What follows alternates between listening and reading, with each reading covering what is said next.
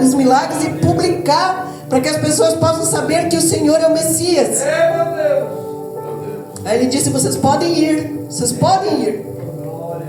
Passado um tempo depois é que Jesus foi. E Jesus foi na sua, não digo escondido, mas foi sorrateiramente, vamos dizer assim. Jesus não queria publicidade, porque o mais importante para Jesus era pregar a palavra do reino. Mas ele tinha que fazer os milagres, ninguém acreditaria nele, porque eram muitos profetas espalhados naquela época. Então Ezequiel é levado nesse vale de ossos secos. Eu anoto tudo porque eu sou professor e eu gosto de tudo, de caneta e papel, sabe? Dessa vez eu fiz no computador. Então ele é levado para aquele vale de ossos secos e profetiza. Irmãos, o que eu acho bonito nessa história é que quando Ezequiel profetizou, quando Deus pergunta para ele: você crê que esses ossos podem reviver? Ezequiel sabia, como eu sei, como você sabe, que nós não temos a capacidade de fazer reviver os corações que estão aqui. Eita Deus, aleluia. Aquele que está aqui pregando, aquele que está aqui louvando, aquele que está aqui dirigindo o culto, aquele que está tocando o instrumento, aquele que está operando a mesa de som, aquele que está aí orando, que está clamando, nenhum de nós temos o poder de fazer reviver Cristo no coração do irmão. Então, Ezequiel, sabendo disso, Ezequiel fala: Senhor, Tu sabes. É o Senhor quem dá a vida, é o Senhor quem tira, é o Senhor que faz renascer, é o Senhor que levanta os ossos secos. Como Ezequiel tem intimidade com o Senhor, é um vaso precioso, e Deus conta com aquele vaso, Deus então diz: então profetiza, filho do homem, profetiza esses ossos e diz a eles que eu sou o Senhor. Eita Deus, aleluia. Eis que farei entrar o Espírito em vós e vivereis. Porei tendões, farei crescer carne sobre vós, tenderei pele, porei em vós o Espírito e vivereis. E então ele profetizou. Mas o que eu acho bonito aqui, irmãos, é que ele diz bem assim: enquanto eu profetizava. Percebe que não foi uma coisa instantânea, não foi uma coisa repentina, não foi uma coisa que aconteceu instantaneamente, que aconteceu naquele exato momento. Enquanto eu profetizava, eu ouvi um barulho, um ruído. Aleluia! Que barulho é esse, irmão? Irmãos, não é o barulho do pentecostal. Não é a gritaria, não é o sapateado. Não é o fingimento de muitos. Não é? O que aconteceu ali é que houve, creio eu, que aquele povo começou a se arrepender, porque há muito tempo Ezequiel profetizava para que eles se arrependessem dos seus maus caminhos, porque a pecaminosidade era tanta, que houve até começou a haver um desconcerto entre o povo de Israel e Deus. E naquele momento que ele profetizou, ele estava pregando a palavra. Quando ele começa a pregar a palavra, quando ele começa a pregar a palavra para você, quando alguém começa a pregar a palavra para você e você abre o coração, a palavra começa a fazer um reboliço dentro do teu coração. A palavra começa a fazer o movimento das águas do Espírito Santo de Deus. A palavra começa a chamar a tua atenção para o arrependimento, porque o Espírito Santo de Deus nos leva ao arrependimento, nos leva a entender que há um juízo do Senhor, nos leva a entender que haverá um julgamento no final. Então, naquele momento, Ezequiel começou a pregar para aquelas vidas mortas, para aquelas vidas desesperançadas, e elas começaram a escutar e a sentir a presença do Espírito Santo. Glória a Deus, aleluia. A palavra nos diz que os ossos se levantaram, que os nervos foram colocados sobre os ossos. Ezequiel diz que ele via isso acontecer, e que depois havia carne, e que depois havia pele. E quando eles se levantaram, Ezequiel ficou impressionado, porque havia uma coisa que faltava. Havia o Espírito Santo de Deus que não estava ali. Eles estavam mortos ainda. Eita Porque Deus, quando nós não aleluia. temos o Espírito Santo de Deus, qualquer coisa é problema, qualquer coisa é desespero, qualquer coisa é choro, qualquer doencinha, ai meu Deus, será que vai ter câncer? Qualquer coisa abala aquele que não tem o Espírito Santo do Senhor. Mas aquele que tem o Espírito Santo do Senhor marcha. Aquele que tem o Espírito Santo do Senhor ora. Aquele tem esperança. Aquele quando chora chama os pés da cruz. Chora os pés da cruz. E a palavra diz que quando há um arrependido, que quando há um que clama, que quando há um que chora aos pés da cruz, Deus ouve. No Salmo de número 40 diz: eu esperei com paciência no Senhor. E Ele, quando eu esperei com paciência nele, Ele viu que tinha paciência em mim, que é o sinônimo de paz. Porque quem tem Deus tem paz. Quando Ele viu que tinha paciência em mim, o que foi que Deus fez? Deus inclinou os seus ouvidos e me ouviu. Ouviu o meu clamor. Ouviu o meu choro. Ouviu minha súplica. Percebeu aquilo que eu estava lhe pedindo. E o que mais que Deus fez, irmãos? Deus me tirou de um charco de lodo e colocou os pés sobre uma rocha. Eita Jesus, aleluia. E mais ainda, irmãos, quando eu coloco os pés na rocha, que é Jesus, quando eu estou firmado em Jesus, o que é que Deus faz conosco? Coloca um novo cântico na nossa boca. É um cântico de louvor, de adoração, é um cântico de testemunho. Se nós formos perguntar aqui agora, cada um de nós, como a irmã falou, uma irmã que cantou falou aqui, cada um de nós aqui tem um testemunho. Boa coisa que não éramos quando estávamos lá fora.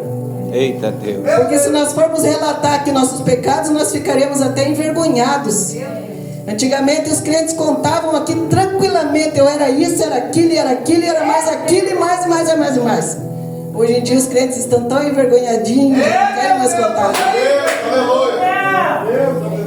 Eita Deus, aleluia. Os crentes já estão ressabiados. Os crentes já não querem mais testemunhar. Pode ver aqui, o culto daqui hoje é só louvor. E ai daquele que não for chamado para louvar, já sai com o coração entristecido. Dificilmente vamos dar oportunidade para alguém que queira contar o testemunho da sua vida. Quanto tempo vai levar, irmão? Só 5 minutos. Não, mas o meu testemunho é grande. Mas a igreja não pode. Eu estou mentindo, irmãos? Aleluia, Deus. Irmãos, quando você ouve o testemunho de alguém que Deus agiu na vida dele ou dela, aquilo quebranta nosso coração. Aquilo faz descer lágrimas dos nossos olhos e do nosso Glória a coração. Deus, aleluia. Não é verdade? E hoje em dia está difícil de ouvir um testemunho dentro da igreja, porque a maior parte dos irmãos que adoram ao Senhor e pensam que isso é adoração ao Senhor é só hino de louvor, e um querendo cantar melhor do que o outro. Achei bonito quando a irmã cantou ali com o som do violão e ela falou: não olhem para a pessoa, não fiquem reparando se está cantando bem, se está cantando mal, porque é só adoração ao Senhor. E mais bonito eu achei ainda quando eu vi o testemunho de uma senhorinha que foi curada quando criança de uma cama onde ela estava paraplégica, e ela falou que adoração é com lágrimas. Adoração é coração quebrado diante de Deus. Adoração é coração quente diante de Deus, é pulando dentro do nosso peito. Não é fazendo exibicionismo, nem fazendo show, nem fazendo espetáculo dentro das igrejas. Porque Paulo falou que dentro da igreja tem aquele que ora, tem aquele que prega, tem aquele que louva, tem aquele que limpa a igreja, tinha aqueles que serviam os alimentos para aqueles que precisavam. Cada um de nós tem uma função dentro da igreja.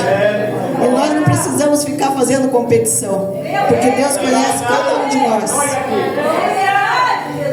Irmãos, faltava o Espírito naqueles homens, naquelas mulheres, naquelas pessoas. Faltava a presença do Espírito Santo. E o que Deus faz? Deus pede para que Ezequiel profetize. Continue profetizando, meu filho.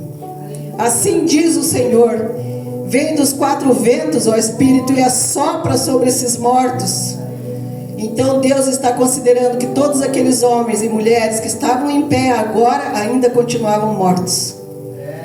Quantos mortos nós temos aqui dentro da nossa igreja hoje? Espero em Deus que nenhum. Quantos mortos nós temos aí fora? E qual é a responsabilidade que eu e você temos com a vida desses mortos? Qual é a responsabilidade que nós temos? Você tem pregado dentro do teu trabalho? Você tem pregado dentro da tua casa? Você tem pregado dentro da sua reunião de família, de parentes lá? Você tem pregado? Você tem refutado as coisas do mundo ou você tem comungado com as coisas do mundo? Nós temos que refletir sobre isso, irmãos. Porque ser religioso não vai nos levar para o céu. A Bíblia diz que só um coração puro vai ver a Deus. Só um coração puro. O coração puro é aquele que não deixa nenhuma mácula entrar. Porque Deus, Ele ama o pecador, mas Ele abomina o pecado. São frases que nós estamos cansados de ouvir dentro da igreja há 10, 20, 30, 40 anos. Os mais velhos devem estar aqui. Não tem mais velho aqui para ter 40 anos dentro da igreja. Quantos anos você tem de igreja? É mesmo? Que bênção! Parabéns. Não sei que você tivesse mais, porque você é bem fervoroso. Glória a Deus, aleluia. É isso, irmãos. Aqueles ossos estavam secos ainda. Estavam em pé. Sabe o que é isso, irmãos? É que às vezes a gente olha a vida de uma pessoa e acha aquela pessoa tão estruturada. Aquelas pessoas que se levantaram daquele vale de ossos secos, elas estavam estruturadas. Elas pareciam estar bem, mas não estavam bem. Na nossa vida é assim. Às vezes você olha um crente, meu Deus, que coisa linda, que estrutura. Olha só, tem uma casa boa, tem um trabalho bom, a família é tudo bem, os filhos todos estudam, o marido é bom, a esposa é boa. Aí de repente, meu Deus, fulana se matou. Não é verdade? Fulano, aquele pastor, saiu do culto e se enforcou. Teve um tempo aí que era um tal de pastor se enforcar, que meu Deus, parecia que estava sendo um... Não sei se ainda continua isso, não vi mais notícias sobre isso. É pessoa que aparentemente está em pé, mas está morta diante da presença do Senhor. Se a gente não tiver uma vida de oração, trabalhando o tempo inteiro no reino do Senhor, nós ficaremos mortos, nós ficaremos apáticos, nós ficaremos aniquilados. Sem oração, sem jejum, sem palavra, ficaremos aniquilados diante da presença do Senhor. E não passaremos de uma pessoa a mais dentro da igreja. Deus está contando com todo esse exército aqui. Se cada soldado que estiver aqui trabalhar com mais 5, 6, 10 pessoas, olha quanta gente. É isso que Deus espera de nós. É verdade. Porque Deus fala, chama o Espírito dos 4 ventos. Deus está se referindo aos 4 cantos da terra. Porque Deus quer que a sua palavra seja pregada aos 4 cantos da terra. E isso é profético, porque quando isso acontecer, que toda criatura ouça a palavra do Senhor Jesus, do reino de Deus, aí é fim dos tempos mesmo, irmãos. E foi isso que ele pediu para Ezequiel. E Ezequiel profetiza. Irmãos, eu queria fazer uma observação aqui a respeito do rei Salomão. Que o rei Salomão, ele escreveu 3 livros. Na sua mocidade ele escreveu Cantares de Salomão, que ele falava das paixões, de quando era moço, do amor, né? Depois, na sua maturidade, ele escreveu o livro de Provérbios, que era um livro de extrema sabedoria. Quem quer aprender a viver, leia o livro de Provérbios. E na sua velhice, ele olha para trás e vê e reflete sobre toda a sua vida e a vida da humanidade toda, que ele conhecia, né, obviamente. Então ele escreve o livro de Eclesiastes. Quando eu li aquele livro, irmãos, eu quase pereci na minha fé. Porque Salomão diz que a vida é um fardo, que muitos na sua vaidade correm atrás do vento. Eita Deus, aleluia. Que tudo tem um propósito debaixo do céu, mas que muitos estão correndo atrás do vento. O vento não se pega, não se sabe de onde vem, não se sabe para onde vai. Não tem cor, não tem forma, não tem objeto. Salomão fala da sua riqueza, das mulheres que teve no livro de Eclesiastes, dos empregados que tinha, dos servos, das servas, dos servinhos que nasceram desses servos. Salomão faz assim uma análise total, completa, e conclui assim que a vida terrena é um fardo pesado para carregar. Mas o que eu acho mais bonito no livro de Eclesiastes, irmãos, é que no final das contas, Salomão diz assim, que de tudo que se tem visto, em suma, resumindo tudo, e tudo que se tem visto, tudo que se tem ouvido, o resumo de tudo é, para todos nós aqui, teme a Deus. Temer a Deus não é ficar se escondendo de Deus, como Jonas fez lá no fundo do navio, não. Aqui Deus não me vê. Pediu para eu ir para Nínive, mas eu não vou, porque lá tem gente sanguinolenta. Lá eles cortam a cabeça da pessoa e põe na exposição lá para todo mundo ver. Não foi isso que Jonas fez? Tem gente que está tão séria aqui. Deus fez. Jonas se escondeu de Deus achando que Deus não vai ver, mas Deus está em todo lugar, porque Ele é onipotente, onisciente, onisciente. Jonas ficou escondido ali, porque tinha medo de ir para Nínive, porque não queria pregar, porque sabia que Deus era um Deus misericordioso e Deus ia atender aquelas pessoas que estavam ali pervertidas, sanguinolentas, terríveis, maldosas, afastadas de Deus, né? Guiadas pelo inimigo das nossas almas. Então, teme a Deus ame a Deus. Não tema a Deus, ame a Deus, mas saiba que tudo que você fizer, e tudo que eu fizer, vai a juízo. Nada vai passar em vão. Ninguém passa em vão aos olhos do Senhor. Salomão diz, de tudo que se tem visto, em suma teme a Deus, guarda os seus mandamentos. Porque isto é dever de todo homem. É obrigação nossa guardar os mandamentos do Senhor. Porque Deus há de trazer a juízo todas as obras. Ou seja, tudo que você fez, tudo que você pensou, tudo que você falou, tudo que você criou, tudo que você foi na terra, virá a juízo do Senhor. Sejam as tuas obras boas ou más. Às vezes o crente olha isso aqui e pensa que obras é só o que eu fiz. Eu trabalhei na fábrica de vidro e eu ajudei a fazer esse copo aqui. Olha que lindo. Essa taça, né? É uma obra, né? Uma obra de arte até, inclusive. Não é? Aleluia. Glória a Deus. Eu sou construtor civil e eu fiz tal casa. É uma obra?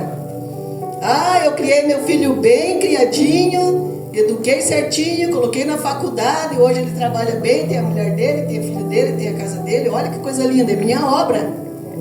Mas irmãos, a obra do qual se refere Salomão é tudo que nós somos. É tudo que nós somos. Glória a Deus. Porque a Bíblia diz que Deus conhece até a intenção dos nossos pensamentos e nos conhece de longe.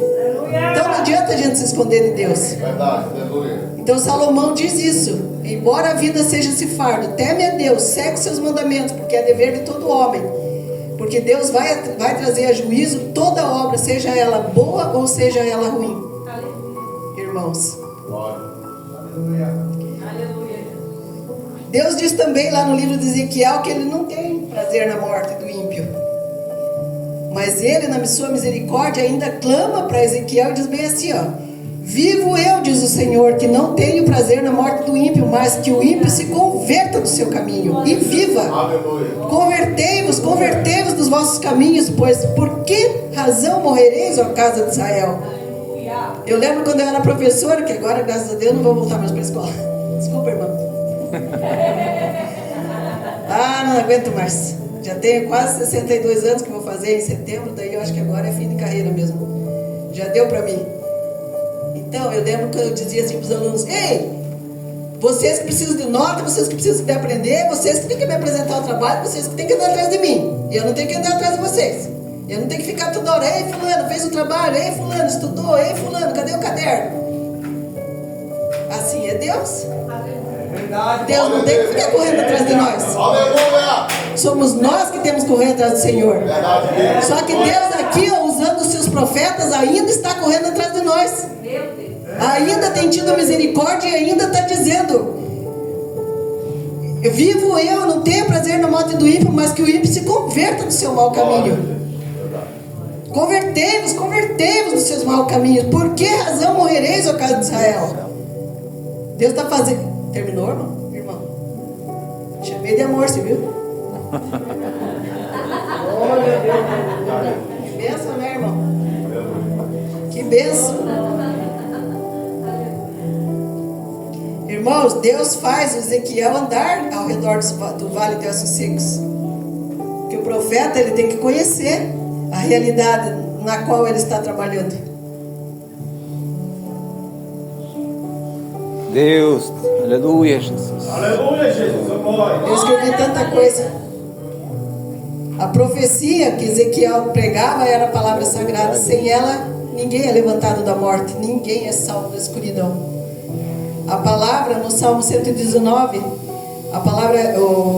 a Bíblia diz que a palavra é lâmpada para os nossos pés e luz para os nossos caminhos. E no Salmo de número 1, que abre todos os salmos, diz que quem medita na palavra de dia e de noite é como uma árvore. Não é uma árvore qualquer, é uma árvore plantada junto a ribeiros. Glória. Que no seu tempo certo dará. Aleluia, Jesus. Glória. Som. E aquele que medita na palavra do Senhor, aquele que medita na palavra do Senhor, ele vai frutificar no seu tempo certo. Irmãos, a respeito desses frutos, desse Espírito Santo, só para terminar, porque faltam 5 minutos, eu só quero dizer o seguinte, que lá no livro de Gálatas, Paulo escreveu para os irmãos, dizendo que ele estava explicando o que Jesus falou na sua palavra no livro de João. Jesus falou que ele é a videira. Aleluia. E nós somos os seus galhos. Glória a Deus. Aquele que der frutos, aleluia, será podado para que dê mais frutos. Aleluia. Essa poda são as provações da vida, aleluia, que fortalecem a nossa fé. Aleluia. Jesus falou que aqueles galhos secos que não derem frutos serão arrancados e lançados ao fogo. Fogo eterno. Fogo do inferno. Correto, irmãos? Os irmãos conhecem a palavra. Isso que eu estou falando, os irmãos já sabem de cor. Agora, vamos entender que frutos são esses dos quais Jesus estava falando. E Paulo então escreve aos Gálatas sobre 8 frutos. Agora eu peço que você faça uma reflexão e veja qual é o fruto que você tem. Ele só falou de 8, mas esse 8 é como se fosse um guarda-chuva, um leque. Abre um leque de possibilidades para inúmeros outros frutos. Então ele fala aqui, o primeiro fruto é o amor. E não é o amor carnal, não é o amor sensual, não é amor sexual, não é amor entre homem e mulher. É o amor fraternal e o amor ágape. É o amor por Deus e o amor pelo irmão. Aleluia! Paulo fala também do outro fruto chamado alegria. Nós temos alegria quando nós confiamos nas promessas do Senhor Deus, que são imutáveis, que nunca vai mudar, porque Deus é o mesmo de ontem, de hoje e de sempre. Glória a Deus, aleluia. Nós também temos que ter o fruto da paz.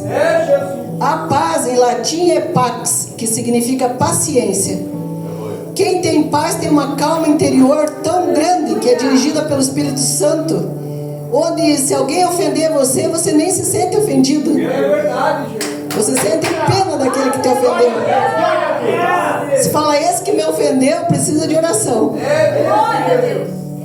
Anteontem foi meu cunhado lá em casa, uma palavrinha que eu falei, ele se exaltou comigo na mesa de um jeito que ele até tremia. Falei, meu Deus, irmão, calma, irmão, calma, irmão.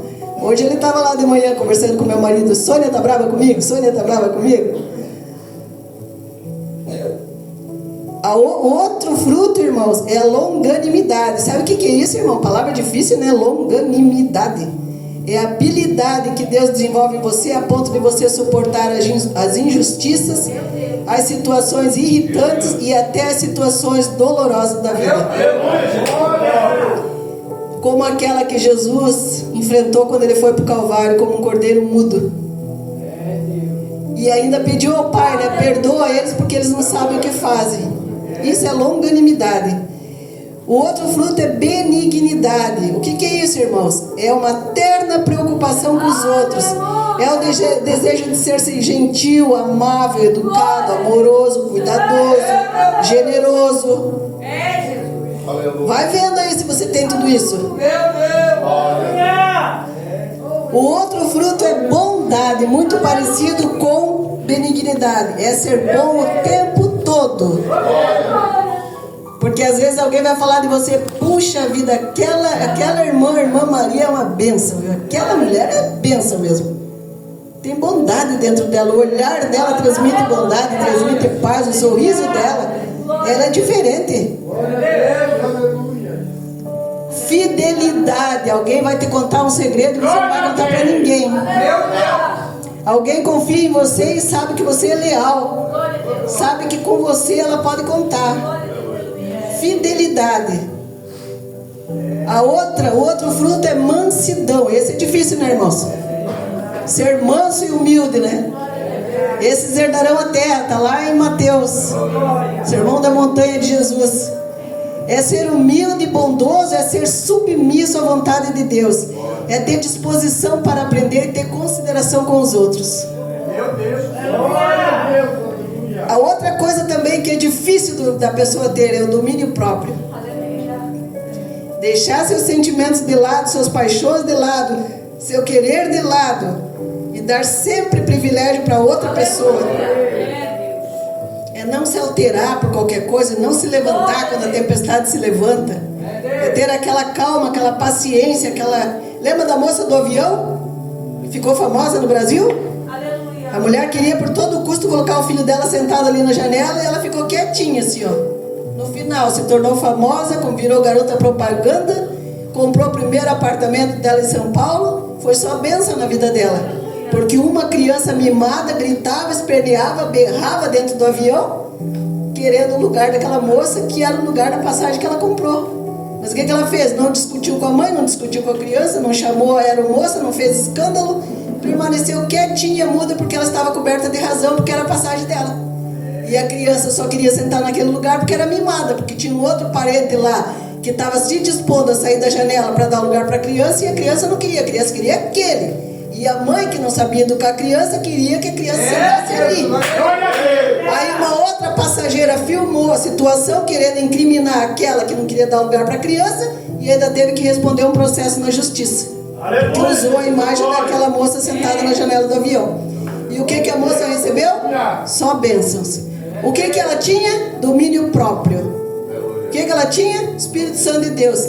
Fique quietinha, não fala nada, não responde, se acalme, deixe acontecer. É isso que o crente tem que fazer. Irmãos, eu peço perdão pelo tempo todo que estendi demais. Estava bastante emocionado ali no banco quando a moça cantou. Assim como a corça anseia por água, como terra seca precisa da chuva, meu coração tem sede de ti. Nesse ponto, eu até me arrepio. Nesse ponto, meu coração se desmanchou, irmã. Porque eu preciso tanto de Deus. Eu preciso tanto do Senhor. Preciso tanto do Espírito Santo. Peço que a igreja se coloque em pé. Aquele que precisa de uma oração, que sentiu essa pregação no seu coração.